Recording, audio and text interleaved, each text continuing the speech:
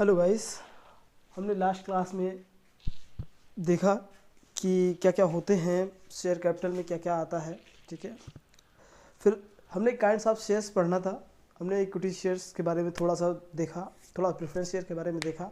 फिर types of preference share क्या होते हैं वो देखना था, वो हम इस क्लास में देखेंगे। ठीक है, वीडियो को स्टार्ट करने से पहले, ठीक है, वही अपना पुराना शेड्यूल गाइस, वीडियोस को आप 1.5x और 2x पे देखिए।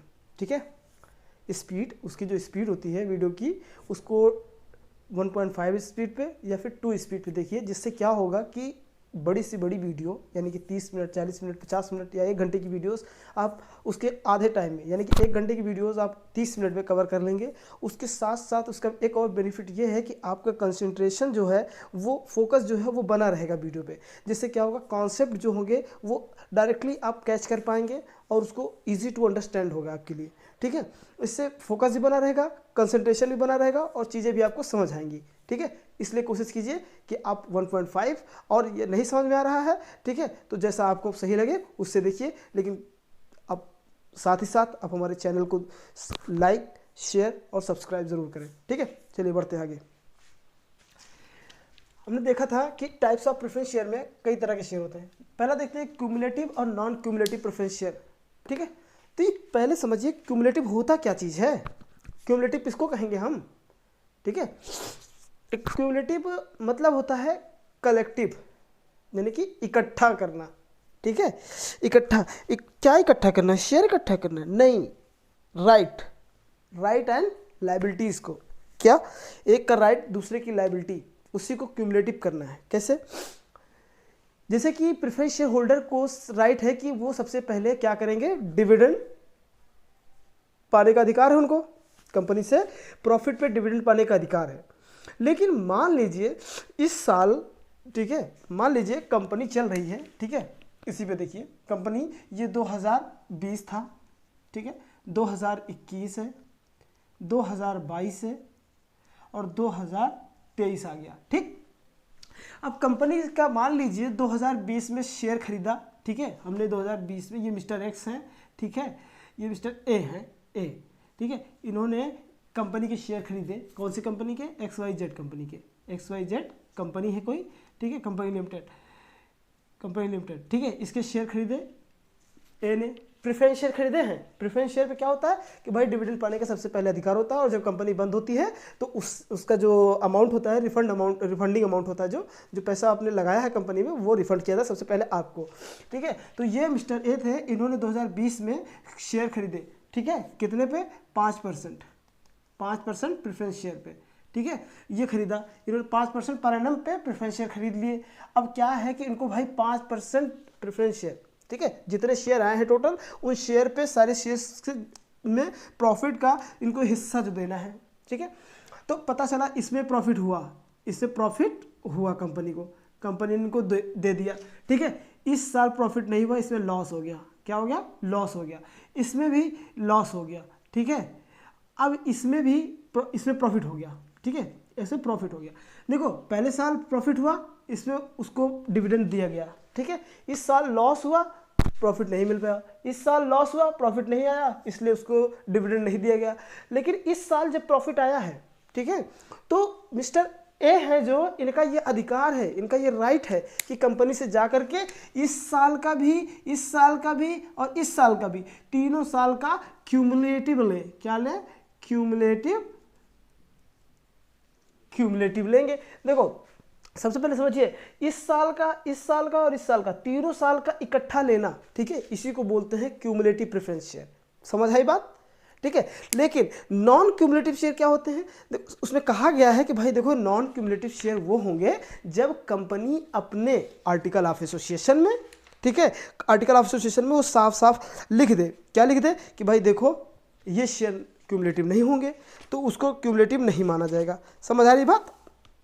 देखो, करें ना कि अगर कंपनी में, ठीक है, कंपनी में वो बता दे कि भैया देखो ये नॉन क्यूमुलेटिव नहीं है, तो अब देखो आगे के एक केस हुआ था, ठीक है, एक केस हुआ था, उस केस में क्या डिसाइड किया गया कि देखो भैया, all preference shares are cumulative, सभी प्रेफरेंस शेयर क्यूमुलेटिव होते हैं unless expressly stated to be non cumulative share. जब तक कि ये ना कह दिया जाए कि वो क्यूमुलेटिव शेयर्स नहीं हैं, वो नॉन क्यूमुलेटिव शेयर्स हैं। अगर भाई इस साल प्रॉफिट होगा तो ठीक है, जिस साल प्रॉफिट होगा उस साल आपको डिविडेंड दिया जाएगा, जिस साल प्रॉफिट नहीं होगा उस साल का डिविडेंड आपको अगले साल के प्रॉफिट के साथ जोड़कर नहीं दिया जाएगा। इस साल में लॉस हुआ तो ये नहीं मिलेगा, इसमें लॉस हुआ नहीं मिलेगा, इसमें प्रॉफिट हुआ तो इसका ही डिविडेंड मिलेगा, इन दोनों साल का डिविडेंड आपको नहीं मिलेगा, लाभांश नहीं मिलेगा, प्रॉफिट में जो शेयरिंग होती है, हिस्सा होता है, वो आपको नहीं मिलेगा। उसको बोलते हैं नॉन क्यूमुलेटिव। चीज़ें क्लियर हो रही हैं? ठीक है, अभी देखिए ये जो बात कही गई है कि सभी जो प्रेफरेंस शेयर होते हैं वो क्यूमुलेटिव ही होते हैं,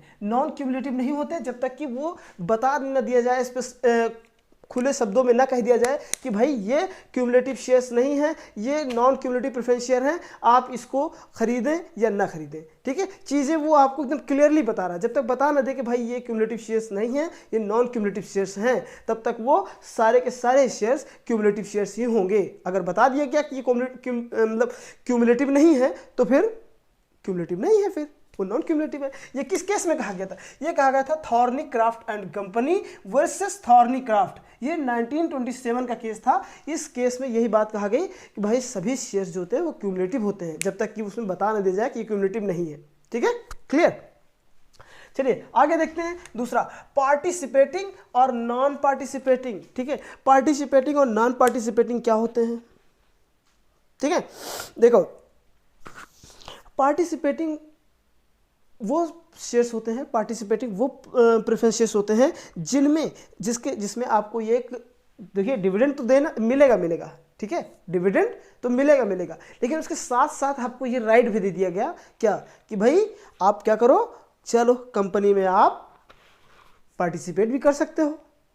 अगर आपका इंटरेस्ट जुड़ा हुआ है किसी फैसले से, किसी कंपनी के किसी फैसले से आपका इंटरेस्ट जुड़ा हुआ है, तो आप क्या कर सकते हो, उसमें पार्टिसिपेट भी कर सकते हो। ठीक है, और वाइंडिंग अप के टाइम पे अगर ऐसा कोई शेयर खरीदता है, पार्टिसिपेटिंग शेयर खरीदता है, ठीक है, तो ऐसा शेयर उसको वाइंडिंग अप के टाइम पे देखो, पहला तो उसको क्या होगा भाई, देखो ये 1,000 रुपये है मान लीजिए। ठीक है, 1,000 रुपये है ये कंपनी के, और लायबिलिटी कितनी है कंपनी की? 900 रुपये।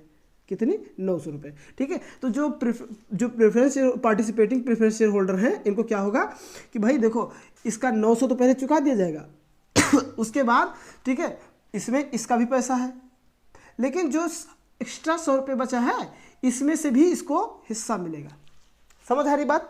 और अगर साफ साफ लिख दिया गया हो कि भाई ये पार्टिसिपेटिंग शेयर नहीं है, तो फिर वो पार्टिसिपेटिंग नहीं होंगे, उसमें उसका जितना हिस्सा होगा सिर्फ उतना ही पैसा उसको वापस कर दिया जाएगा, एक्सेस जो बचता है वो उसमें कुछ उसका हिस्सा नहीं दिया जाएगा।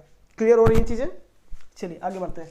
दूसरा है रिडीमेबल और इररिडीमेबल। ठीक है, रिडीमेबल और इररिडीमेबल। मान लीजिए कोई किसी का प्रेफरेंस शेयर है, ठीक है, देखिए किसी का प्रेफरेंस शेयर है, अब मान लीजिए मैंने एक प्रेफरेंस शेयर खरीदा, 100 प्रेफरेंस शेयर खरीदे हैं। ठीक है, कितने साल के लिए? 5 साल के लिए। ठीक है, अब मैंने 2019 में खरीदा, कितने? 2018 में खरीद लिया, चलो ठीक है 2018 में खरीद लिया अब 2018 में खरीदा हमने, अब हमारा ये यहाँ से यहाँ 2023 आ गया, 5 साल हो गए इसके। ठीक है, अब इस टाइम पे ये शेयर जो है रिडीम कर दिए जाएंगे। क्या कर दिए जाएंगे? रिडीम। ये 100 शेयर रिडीम कर दिए जाएंगे, जितने के मैंने खरीदे थे, जो उसकी करंट वैल्यू होगी, जो उसके करंट टाइम पे जो उसका वैल्यू होगा, जो कीमत होगी उसकी, उसका पैसा कंपनी उसको दे देगी। कहाँ से देगी? इनके लिए रिडीम करने के लिए, रिडीम मतलब at the time of maturity, company share holder से शेयर लेकर के बदले में उसको पैसे दे देती है। ठीक है, और पैसे देने के लिए एक फंड बनाती है, एक रिजर्व बनाती है, एक कोष बनाती है, एक समझ लीजिए एक गुल्लक बना के रखती है। क्लियर है? वो गुल्लक में से पैसे निकालेगी। उस गुल्लक का नाम क्या होता है? उस गुल्लक का नाम होता है क्या? इसको बोला जाता है कैपिटल रिडेम्पशन। ठीक है, इसको CRRA के नाम से जाना जाता है, CRRA। ठीक है, इसको बोलते हैं कैपिटल रिडेम्पशन रिजर्व अकाउंट। क्या बोलते हैं? कैपिटल रिडेम्पशन रिजर्व अकाउंट, यानी कि जो पूंजी है उसको रिडीम करने के लिए एक रिजर्व अकाउंट बनाया गया है। भाई इसमें ये पैसा रिजर्व है, ये पैसा तभी यूज होगा जब कोई शेयर होल्डर अपने शेयर्स कंपनी में रिडीम कराने आएगा, और उस टाइम पे उसको ये पैसे इसी फंड से निकाल के दिए जाएंगे, अदरवाइज ये फंड यूज़ नहीं होंगे, अदरवाइज आप इसको टच नहीं कर पाएंगे, और उसी वे में होंगे, उसी मैनर में होंगे, रिडीम करेंगे जिस वे में कंपनी ने अपने, देखो कंपनी ने अपने आर्टिकल ऑफ एसोसिएशन में बता रखा है, ठीक है, आर्टिकल ऑफ एसोसिएशन में बता रखा है। और इसमें देखो सबसे पहली चीज़ आर्टिकल ऑफ एसोसिएशन में बता रखा है, और जो हमारा CRRA है, ठीक है, यानी कि कैपिटल रिडेम्पशन रिजर्व अकाउंट, ये अकाउंट बनाने के लिए इसमें जो पैसा पड़ेगा, फंड पड़ेगा, वो फंड कहाँ से आएगा, ठीक है, क्योंकि हमने भाई प्रेफरेंस शेयर इशू किए थे, जो अब ये नहीं कह सकते कि जो भाई प्रेफरेंस शेयर लोगों से हमने लोगों में इशू किया, उनसे जो कैपिटल लिए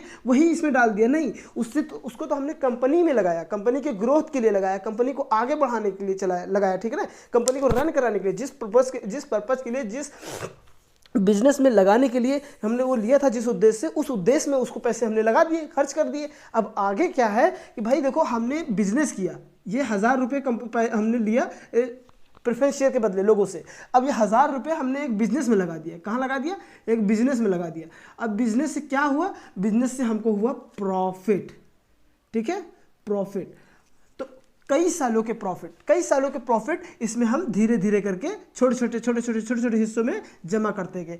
किस पर्पज से कि भाई कल को बहुत सारे ऐसे शेयर होल्डर होंगे, प्रेफरेंस शेयर होल्डर होंगे, जिनकी ड्यू डेट आने वाली होगी, रिडम्पशन की डेट आने वाली होगी, वो अपने शेयर को रिडीम कराएंगे। रिडीम कराने की जब कराएंगे तो हमारे पास फंड होना चाहिए, रिजर्व कैपिटल होना चाहिए, कैपिटल का संचय होना चाहिए, हम पूंजी का संचय होना चाहिए, हम कहाँ से उनको देंगे, तो वो ऐसे अकाउंट बनाते हैं CRRA, इसी अकाउंट से वो उनके पैसे उनको वापस करेंगे। क्लियर, चलिए आगे देखते हैं। Convertible non convertible preference share, देखो हमने ये देखा। अब इसमें एक चीज़ है जो सबसे ज़्यादा इम्पॉर्टेंट है, ठीक है, क्या कि अगर कोई कंपनी किसी भी होल्डर को शेयर खरीदने वाले शेयर होल्डर को प्रेफरेंस शेयर इशू कर रही है, ठीक है, और इस शर्त के साथ इशू कर रही है कि भाई ये जो आप आज यहाँ पे प्रेफरेंस शेयर ले रहे हो, ठीक है, प्रेफरेंस शेयर ले रहे हो, कल को अगर आप चाहो, यानी कि 2 साल बाद आप चाहो, 2 years लेटर, ठीक है, 2 years, आफ्टर 2 years अगर आप चाहो तो इसको कहाँ पे कन्वर्ट कर सकते हो, इक्विटी में, ठीक है, इक्विटी शेयर होल्डर में, इक्विटी शेयर में आप कन्वर्ट कर लोगे, कंपनी के मालिक बन जाओगे, आपके पास वोटिंग राइट आ जाएगा, ठीक है, लेकिन टिल 2 years, ठीक है, 2000 तक आपको 2 साल तक आपको डिविडेंड मिलते रहेंगे, लाभांश मिलते रहेंगे, उसमें कोई भी संचय सोचने वाली बात या फिर डाउटफुल उसमें कुछ नहीं है, ठीक है, जब तक आप कन्वर्ट नहीं कराते तब तक। लेकिन क्या ऐसा है कि क्या इक्विटी शेयर होल्डर को डिविडेंड नहीं मिलता? नहीं मिलता है, लेकिन कैसे मिलता है इनको? सबसे पहले इनको दिया जाता है, इनसे जो बच जाता है तो इनको दिया जाता है, समझे बात। लेकिन इनके पास ये मालिक है, इनके पास राइट है, ये हर मीटिंग में शामिल होते हैं, लेकिन ये हर मीटिंग में शामिल नहीं होते। वो तभी शामिल हो सकते हैं जब पार्टिसिपेटिंग शेयर उनके पास होंगे, पार्टिसिपेटिंग प्रेफरेंस शेयर होंगे उनके पास, और जब उसमें उनका इंटरेस्ट जुड़ा होगा, ठीक है, उनके हित की बात होगी, या फिर कोई ऐसी मीटिंग हो रही हो, कोई ऐसा कानून बन रहा हो कंपनी के अंदर, कोई ऐसी मतलब प्रोजेक्ट को एस्टेब्लिश करने के लिए काम चल रहा है जिससे इनको नुकसान हो रहा है, तब ये जा करके उस मीटिंग में इंटरफेयर कर सकते हैं, ठीक है, ये अपने हाँ ना बता सकते हैं कंपनी को, ठीक है ना। तो अब आपको समझ आई कि भाई देखो कन्वर्टेबल क्या होते हैं, नॉन कन्वर्टेबल क्या होते हैं। और भैया देखो सीधी सीधी बात है, किसी भी शेयर में जब हम कोई शेयर होल्डर शेयर खरीदने आता है और वहां पे लिखा होता है this share is not convertible in any kind of shares, किसी और in any other kind of shares, ठीक है, अगर किसी और शेयर में कन्वर्ट नहीं किया जा सकता ऐसी बात लिखी हुई है तो वो नॉन कन्वर्टेबल शेयर कहलाते हैं। क्लियर, चलिए आगे बढ़ते हैं। अब एक पॉइंट है जो सबसे ज़्यादा ज़रूरी है जानना, ठीक है, सबसे ज़्यादा इंपॉर्टेंट है कि भाई देखो हम शेयर करते चले आए, ठीक है, लेकिन हम कुछ शेयर्स ऐसे होते हैं जिनके बारे में हम सुने ही नहीं हैं, और सुने हैं तो उनके बारे में हम कॉन्सेप्ट हमारा क्लियर नहीं है, ठीक है। वैसे ही एक शेयर का नाम है डिफर्ड शेयर, ठीक है, डिफर्ड शेयर, ये होते हैं डिफर्ड शेयर। इनको भाई डिफर्ड शेयर ही क्यों कहा गया, क्या होते हैं इनकी एक्चुअल मीनिंग, ठीक है। तो देखो कहा गया it is also called the founders share, क्या ये ऐसे शेयर होते हैं, इनको फाउंडर्स का शेयर भी कहा जाता है। फाउंडर कौन होते हैं? फाउंडर हर वो व्यक्ति होता है जो कंपनी को एस्टेब्लिश करने के लिए प्री इनकॉर्पोरेशन से पहले, ठीक है, जितने प्री कॉन्ट्रैक्ट होते हैं, ठीक है, वो सारे कॉन्ट्रैक्ट को करता है और सारी लीगल फॉर्मेलिटीज़ को, लीगल कानूनी जो कार्यवाहियाँ हैं उनको पूरी करता है, ठीक है, वो होता है फाउंडर। वो मेमोरेंडम बनाता है और उस मेमोरेंडम पर उसके साइन होते हैं, ठीक है, वही होता है फाउंडर। फाउंडर के लिए इसको बोला जाता है, डिफर्ड शेयर्स को फाउंडर्स का भी शेयर कहा जाता है और ये अलॉट किया जाता है प्रमोटर्स को जो कंपनी में अपनी सर्विसेज दे रहे होते हैं, ठीक है। कंपनी के प्रमोटर्स को, प्रमोटर वही व्यक्ति होते हैं जो कंपनी को बनाने इनिशियल स्टेजेस पे जो अपने फॉर्मेलिटीज, लीगल फॉर्मेलिटीज़ को पूरी करते हैं, ठीक है, और उनका प्रॉस्पेक्टस में भी उनका नाम होता है और उन्हीं के अकॉर्डिंग, उन्हीं के इंस्ट्रक्शन पे कंपनीज के बोर्ड ऑफ डायरेक्टर्स एक्ट करते हैं, ठीक है, डिसीजंस लेते हैं, ठीक है। तो वो होते हैं प्रमोटर। उनको उनकी सर्विसेज के लिए क्या दिया जाता है? डिफर्ड शेयर इशू किया जाता है। और ये किसको दिया जाता है? It is also issued to underwriters in consideration of their commission, ठीक है, ड्यू फ्रॉम द कंपनी। देखो, और जो अंडरराइटर होते हैं उनको भी कमीशन के रूप में जो उनको देखो, अंडरराइटर कौन होते हैं ये हमने बताया था पीछे की क्लासेस में हमने बताया है। अंडरराइटर कौन होते हैं? अंडरराइटर वो होते हैं जैसे कि बैंक हो गई या कोई ऐसी संस्था हो गई जो कंपनी से डायरेक्ट जाकर के शेयर खरीदती है, डायरेक्ट कंपनी का उसका डायरेक्ट डील होता है कि भाई आप हमारे शेयर्स को मार्केट में बेचो, ठीक है, सेल करो और उससे जो फंड आ रहा है हमको फंड कलेक्ट करके दो, बदले में हम आपको इतना परसेंटेज कमीशन देंगे, ठीक है। वो सिर्फ कमीशन पे काम करती हैं, ठीक है। तो जब कंपनी कमीशन नहीं दे पा रही है, जब अभी कंपनी के पास फंड नहीं है, तो कंपनी क्या करती है? उनको डिफर्ड शेयर इशू कर देती है, ठीक है। इनको भी इशू किया जाता है डिफर्ड शेयर। समझ आ रही बातें? इन पे क्या होता है? इन पे डिविडेंड भी दिया जाता है इनको, ठीक है, डिविडेंड भी दिया जाता है। और जो क्या है डिविडेंड, देखो बाकी डिविडेंड जो है, बाकी जो सभी को डिविडेंड दिए जाते हैं, ठीक है, उन्हीं तरह से इनको भी डिविडेंड दिया जाता है और उस अकॉर्डिंग दिया जाता है जैसा कि हमारे कंपनी ने मतलब अपने आर्टिकल ऑफ एसोसिएशन में लिख रखा हो। समझ आ रही बात? तो ये चीज़ आपको समझ आई। अभी हम देख रहे हैं, अब क्या देखेंगे? अब इसके बाद देखेंगे आपका अंडरराइटिंग कमीशन। हाँ, तो गाइज हमने अभी डिफर्ड शेयर्स पढ़ा, ठीक है। डिफर्ड शेयर में हमने ये देखा कि डिफर्ड शेयर किसको इशू किया जाता है और डिफर्ड शेयर्स को ही फाउंडर्स का शेयर भी कहा जाता है, ठीक है। वो प्रमोटर को इशू किया जाता है और अंडरराइटर्स को इशू किया जाता है, ठीक है।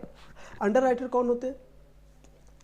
अंडरराइटर वो होते हैं, ठीक है, जैसे बैंक वगैरह ये सब हुए, ये बैंक ये सीधा कंपनी से डायरेक्ट कांटेक्ट करते हैं, ठीक है। कंपनी इनसे डायरेक्ट कांटेक्ट करती है और एग्रीमेंट करती है कि भाई देखो मेरे शेयर्स, मेरे डिबेंचर्स आप डायरेक्टली पब्लिक को आप बेचोगे, मैं नहीं बेचूंगा, मैं सब का सब आपको दे रहा हूँ, ठीक है, एक फिक्स क्वांटिटी में, ठीक है, एक सर्टेन क्वांटिटी में, उस पर प्राइस मेंशन रहेगा, वो मैं आपको दे दूंगा, आप उसको जो है पब्लिक में सर्कुलेट करोगे, पब्लिक में इशू करोगे, ठीक है, और पब्लिक से पैसे चार्ज करके हमको आप दोगे, उसके बदले में हम आपको क्या देंगे? कमीशन देंगे। तो उसी को बोलते हैं अंडरराइटिंग कमीशन। अभी अंडरराइटिंग कमीशन क्या होता है एग्जैक्टली उसका जो हमारा कंपनी लॉ में जो बात कही गई है उस अंडरराइटिंग कमीशन के बारे में, वो क्या कही गई है वो एकदम लॉ के पॉइंट ऑफ व्यू से समझते हैं, उसको हम देखते हैं यहाँ पे क्या है।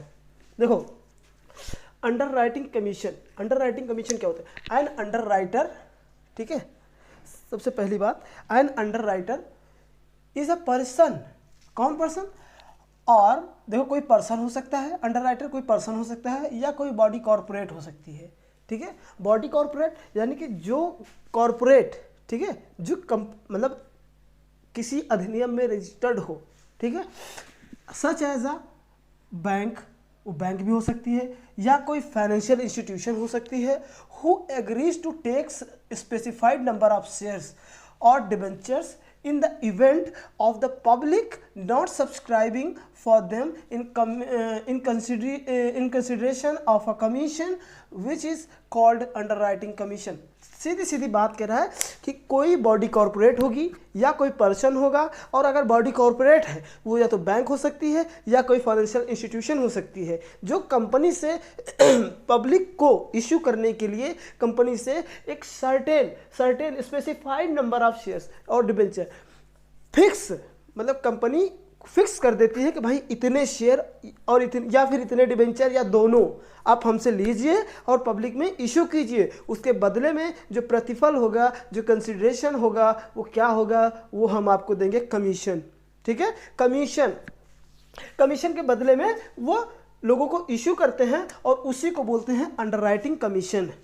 ठीक है, एक अंडरराइटर होता है जो पब्लिक में शेयर या फिर डिबेंचर उस कंपनी के बिहाफ पे इशू करता है। ठीक है, तो उसको पब्लिक से मिलने वाला जो पैसा है उसके लिए, शेयर्स के लिए या डिबेंचर के लिए, ठीक है, तो वो कंपनी को देता है, बदले में कंपनी उसको कमीशन देती है। क्या देती है? कमीशन। उसी को बोलते हैं अंडरराइटिंग कमीशन। ठीक है, देखिए अंडरराइटिंग कमीशन में भी पेड,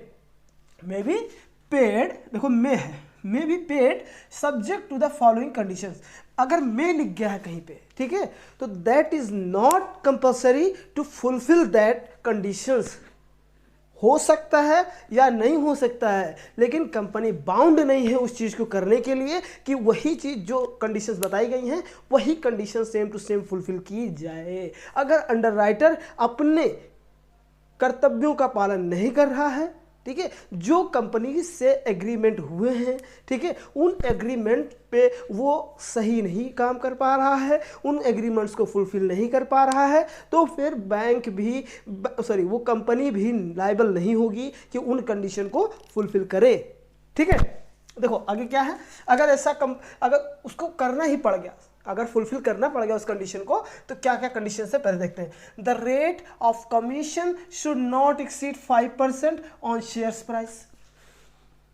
जो अंडरराइटर हैं, ठीक है, जो अंडरराइटर होंगे वो कंपनी से शेयर्स लेंगे पब्लिक में इशू करने के लिए, तो उनको जो कमीशन दिया जाएगा वो कितना होगा? ठीक है, जो टोटल शेयर प्राइस होगी, ठीक है, मतलब शेयर जो होगा, एक शेयर मान लीजिए 100 रुपये है, एक शेयर 100 रुपये का है, तो इस शेयर पे 5%, कितने? 5%, यानी कि उनको 5 रुपये मिलेगा। हर शेयर पे 5 रुपये उनको मिलेगा, यानी कि 5% से ज़्यादा नहीं होगा। शुड नॉट एक्सीड 5% से ज़्यादा आप कर ही नहीं सकते हो सकता है 5% या 3%, 4%, 4.5%, 5% भी हो सकता है, लेकिन 5% से ज़्यादा नहीं हो सकता। समझ आ रही है बात? ये बात आपको समझ आ गई होगी। लेकिन ये सिर्फ शेयर के केस में है, लेकिन अगर कंपनी ऋण पत्र दे रही है इशू करने के लिए, किसको? अंडरराइटर को, तो अंडरराइटर को ऋण पत्र पे जो कमीशन है 2.5% से ज़्यादा नहीं होगा। ठीक है, लिखा है नॉट एक्सीड, ठीक है, on not exceed 2.5% on debentures price. जो डिबेंचर की कीमत है, जो ऋण पत्र की कीमत तय की गई है उन पर, ठीक है, 2.5% से ज़्यादा कंपनी अंडरराइटर्स को नहीं दे सकता एज अ कमीशन। समझ आई बात? ठीक है, तो आगे बात बता रहा, the rate of underwriting commission must be stated in the prospectus. देखिए, अब अगर अंडरराइटर्स को इशू किया गया है, ठीक है, अंडरराइटर्स को इशू किया गया है, शेयर्स दिया गया है, या फिर उनसे बात हुई है, उनसे एग्रीमेंट हुआ है, कॉन्ट्रैक्ट हुआ है कि भाई देखिए आप हमारे शेयर्स को पब्लिक में इशू कीजिए, पब्लिक से पैसे कलेक्ट कीजिए, आप इकट्ठा हमको एक मुश्त पैसा हमको आप इकट्ठा दीजिए, बदले में हम आपको क्या देंगे? कमीशन देंगे। वो कमीशन, देखिए ये कहानी सुनाने के पीछे कुछ ना कुछ बैकग्राउंड स्टोरी होनी चाहिए ना। तो अब हम कहानी सुना रहे हैं और सामने वाली कंपनी जो है, सामने वाली जो इंस्टीट्यूशन है या बैंक है या कोई पर्सन ही है, वो हमारी बात पे यकीन कैसे करेगा? तो वहाँ पे उसको यकीन दिलाने के लिए, उसको भरोसा दिलाने के लिए हमें अपने कंपनी का प्रॉस्पेक्टस उसके सामने रख देना होगा। कंपनी का प्रॉस्पेक्टस हमने पढ़ा, प्रॉस्पेक्टस क्या होता है? प्रॉस्पेक्टस रेड हेरिंग होता है, सेल्फ होता है, ठीक है, और ऐसे कई सारे प्रॉस्पेक्टस हैं, ठीक है, जो कंपनी इशू करती है, ठीक है। एवरेज प्रॉस्पेक्टस भी होता है, ठीक है, उनमें सारी चीज़ें कंपनी की सारा डिटेल लिखा होता है और उस प्रॉस्पेक्टस में ये भी लिखा होगा कि भाई अगर कोई अंडरराइटर को हम अपने शेयर्स या डिबेंचर इशू करने के लिए मार्केट में दे रहे हैं तो फिर उससे हम जो कमीशन देंगे वो कितने परसेंटेज में होगा, कितना शेयर उसको दे रहे हैं, कितना डिबेंचर हम उसको दे रहे हैं मार्केट में इशू करने के लिए, बदले में हम उसको जो कमीशन देंगे वो कितना होगा। ये सारी चीजें उस पर मेंशन होंगी, किस पे, प्रॉस्पेक्टस पे, ठीक है। होनी ही चाहिए, मस्ट है, कंपल्सरी है, मैंडेटरी है, ऑप्शन नहीं है कि हम लिखें ना लिखें, ठीक है। देखिए आखिर क्या, the prospectus must be specify the number of shares and debentures और अंडरराइटर। देखो यही बात मैंने जो अभी कहा कि शेयर्स कितने दे रहे हैं, डिबेंचर्स कितने दे रहे हैं, हमने अंडरराइटर को कितने दिए हैं इशू करने के लिए मार्केट में, वो उसकी हेडेक है, उसकी टेंशन है, वो इशू कर रहा है कि खुद ही खरीद ले रहा है सब, वो उसकी अपनी अपनी प्रॉब्लम है। लेकिन कंपनी का क्या है, कंपनी ने उसके साथ एग्रीमेंट किया, कंपनी ने जो कुछ भी उसको दिया या जो भी परसेंटेज फिक्स किया वो सारा का सारा अपने प्रॉस्पेक्टस में लिखेगी, ठीक है, लिख करके ही उसको दिखाएगी और पब्लिक में इशू करेगी, ठीक है। A copy of contract of underwriting should be filed to the ROC। जो कॉन्ट्रैक्ट होगा अंडरराइटर के साथ कंपनी का, जो अंडरराइटर के साथ कंपनी का कॉन्ट्रैक्ट होगा कि भाई आप हमारे शेयर्स और डिबेंचर्स मार्केट में ले जा रहे हो, बेचोगे, बदले में हमको पैसे दोगे, तो कितना शेयर है और उस पर क्या कमीशन है, कितने परसेंट का कमीशन हम आपको दे रहे हैं, कितने परसेंट कितना डिबेंचर है और उस डिबेंचर पे कितना परसेंट हम आपको कमीशन दे रहे हैं, वो सब की सब इंफॉर्मेशन रजिस्ट्रार ऑफ कंपनीज के पास फाइल करनी होगी कंपनी को, ठीक है। देखिए उसके साथ एक इंपॉर्टेंट नोट है कि कोई भी अंडरराइटिंग एग्रीमेंट, ठीक है, जो किया गया है, ठीक है, किसके साथ, अंडरराइटर के साथ कंपनी ने किया है, अंडरराइटिंग एग्रीमेंट अगर किया है कंपनी ने किसी अंडरराइटर के साथ, तो उसमें क्या है कि देखो उसने कहा वो एक गारंटी होती है अंडरराइटर की, ठीक है, एक अंडरराइटर की एक गारंटी होती है जिसमें ये होता है कि भाई देखो अगर शेयर नहीं बिक रहे हैं, पब्लिक ने नहीं खरीदे, अगर मान लीजिए कुछ शेयर पब्लिक ने खरीद लिए, कुछ शेयर बचे रह गए, तो अंडरराइटर वो शेयर कंपनी को वापस नहीं करेगा, उसको क्या करेगा, उसको खुद ही खरीदेगा। देखो ना, guarantee to purchase unsold shares or debenture is also an application for shares which are not taken up by public। जो पब्लिक के द्वारा शेयर नहीं खरीदे गए हैं या फिर डिबेंचर नहीं खरीदे गए हैं, जो अंडरराइटर के पास थे, तो अंडरराइटर को खुद ही खरीदना पड़ेगा, ये उसकी लाइबिलिटी है, उसकी जिम्मेदारी है, ठीक है। और उस पर कंपनी उसको शेयर्स की प्राइस पे उसको 5% देगा और डिबेंचर की प्राइस पे मैक्स टू मैक्स 2.5%। ये 5% और 2.5% दोनों की मैक्सिमम लिमिट है, इससे ऊपर कंपनी उसको नहीं दे सकती, इसके नीचे रख सकती है, इससे इतना ही रख सकती है, इससे नीचे रख सकती है, लेकिन इसके ऊपर नहीं दे सकती। अब समझ आया अंडरराइटर कमीशन क्या होते हैं, ठीक है। चलिए अंडरराइटर कमीशन और एक वर्ड आता है ब्रोकरेज। क्या आता है, ब्रोकरेज,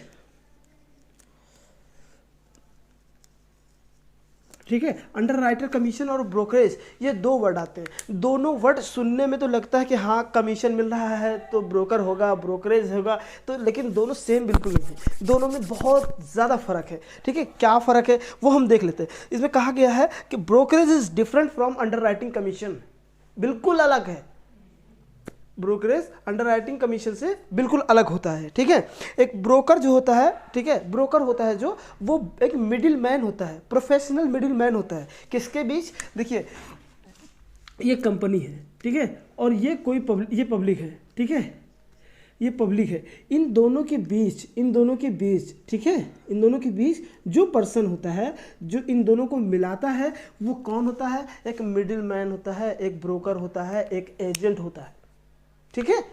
और उसको उसके इस प्रोफेशनल वर्क के लिए उसको क्या दिया जाता है, ठीक है, ब्रोकरेज दिया जाता है, ठीक है, ब्रोकरेज, ठीक है। ब्रोकरेज जब हम ऑनलाइन ट्रेडिंग करते हैं थ्रू डीमैट, हम डीमैट अकाउंट के थ्रू हम ऑनलाइन ट्रेडिंग जब करते हैं, शेयर खरीदते हैं या फिर कोई भी स्टॉक खरीदते हैं, शेयर या डिबेंचर या प्रेफरेंस शेयर, इक्विटी शेयर, कोई भी कुछ भी खरीदते हैं, तो हमें क्या है, हम एक मिडिल मैन के थ्रू ही खरीदते हैं, ठीक है। हम कंपनी से डायरेक्ट कांटेक्ट नहीं कर पाते हैं उस टाइम पे, तो उस टाइम पे जो बीच का पर्सन होता है उसको ही ब्रोकर कहते हैं, और उसको जो मिलने वाला उसकी मेहनताना है, उसकी जो कमाई है उसको ब्रोकरेज कहते हैं। ठीक है, देखो एक केस था, ठीक है, commissioner of income tax versus Bala Sundaram and company. ठीक है, commissioner of income tax versus Bala Sundaram. ठीक है, उसमें क्या कहा गया कि कोई भी पर्सन, ठीक है, कोई भी पर्सन जो मैनेज कर रहा है मैनेजमेंट को, ठीक है, मैनेजमेंट को मैनेज कर रहा है और दूसरे मतलब किसी पब्लिक को लाके जोड़ रहा है। देखो, commissioner of income tax versus Bala Sundaram, Bala Sundaram. ठीक है, commissioner of income tax versus Bala Sundaram, ये 1980 का केस था। ठीक है, इसमें क्या कहा गया, इसमें कहा गया सीधा कोर्ट ने कहा है कि देखो, the payment of brokerage to a firm of managerial managing agent has been held to be improper, that being not their business. ठीक है, इसमें कहा गया कि देखो, जो किसी फर्म के मैनेजिंग एजेंट होते हैं, ठीक है, जो उस फर्म को मैनेज करने का काम करते हैं, ठीक है, एजेंट और प्रिंसिपल जो होते हैं, ठीक है, वो एजेंट अगर कोई काम कर रहा है, मान लीजिए कि अपने फर्म के बिहाफ पे, ठीक है, किसी कंपनी से कॉन्ट्रैक्ट कर रहा है या कोई शेयर खरीद रहा है, ठीक है, या बेच रहा है, तो उसको ब्रोकर नहीं कहा जाएगा, ब्रोकर नहीं माना जाएगा, क्योंकि वो उसका मेन बिजनेस नहीं है। ठीक है, उसका वो सिर्फ अपनी कंपनी के प्रॉफिट के लिए कर रहा है, अपनी कंपनी के लिए। लेकिन जो ब्रोकर होता है वो सभी के लिए करता है काम। किसके लिए? सभी को। ठीक है, एक मिडिल मैन होता है। ठीक है, ब्रोकर, मिडिल मैन। समझ आई बात? क्लियर हो गई हमारी, लगता है सारी बात जितने हमने बताया ये सब क्लियर हो गई हैं। ठीक है, अब हम इस केस में, ठीक है, इस केस में यही कहा गया, जो बाला सुंदरम थे वो अपने फर्म के बिहाफ पे, ठीक है, काम कर रहे थे, मैनेज करते थे, मैनेजिंग एजेंट थे अपने फर्म के। ठीक है, तो वो किसी कंपनी से कॉन्ट्रैक्ट किए, तो कॉन्ट्रैक्ट जब किए तो बाद में कहा गया कि भाई इनको ब्रोकरेज मिलना चाहिए। ठीक है, तो कोर्ट ने डिसाइड किया कि देखिए, इनका ये मेन प्रिंसिपल बिजनेस नहीं था। ठीक है, इनका प्रोफेशन नहीं था ये कि ब्रोकरिंग करना। ठीक है, ब्रोकर नहीं थे ये, मिडिलमैन नहीं थे ये, बल्कि ये अपने कंपनी के मैनेजमेंट को मैनेज करने वाले एजेंट थे, इसलिए इनको ब्रोकर नहीं कहा गया। आई होप पॉइंट्स क्लियर हो गए हैं। ठीक है गाइस, मैंने अपने डिस्क्रिप्शन में ईमेल और अपना पर्सनल व्हाट्सएप नंबर डाल रखा है। अगर किसी को टॉपिक से रिलेटेड कोई भी इश्यूज़ आ रहे हैं तो काइंडली आप हमें कांटेक्ट करें। ठीक है, और जो भी डाउट है, ठीक है, हमसे शेयर ज़रूर करें। कोई अगर प्रॉब्लम आ रही है तो वो भी शेयर करें, और हम आपकी प्रॉब्लम को सुनेंगे और उसका तुरंत रिस्पॉन्स देंगे। क्विक रिस्पॉन्स मिलेगा आपको। ठीक है, आप हमारे चैनल को आप हमारे लाइक कीजिए, सब्सक्राइब कीजिए। ठीक है, और जितना ज़्यादा हो सके शेयर कीजिए। ठीक है, थैंक यू।